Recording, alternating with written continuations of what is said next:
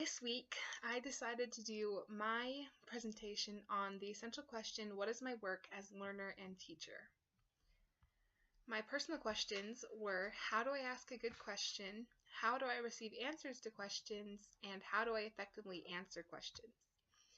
So for how do I ask a good question, I found the scripture 2 Nephi 32:7, and it says, I am left to mourn because of the unbelief and the wickedness and the ignorance and the stiff-neckedness of men, for they will not search knowledge, nor understand great knowledge, when it is given unto them in plainness, even as plain as word can be.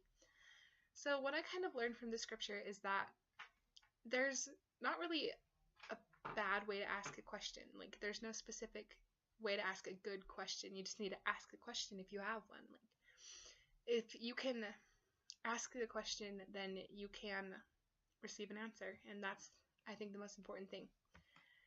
Then second, how do I receive answers to my questions? I found scripture 2 Nephi 28:30, and it says, I will give unto the children of men line upon line, precept upon precept, here a little and there a little. And blessed are those who hearken unto my precepts, and lend an ear unto my counsel, for they shall learn wisdom.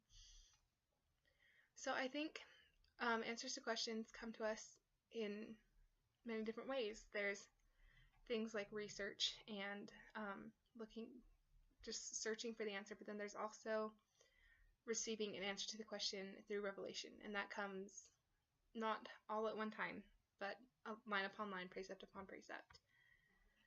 Then my third question, how do I effectively answer questions? I found an article online, and it listed like 9 different steps, and the ones that I found the most helpful and the most important were to first listen to the question fully. If you can't listen and understand the question completely, then you can't answer it.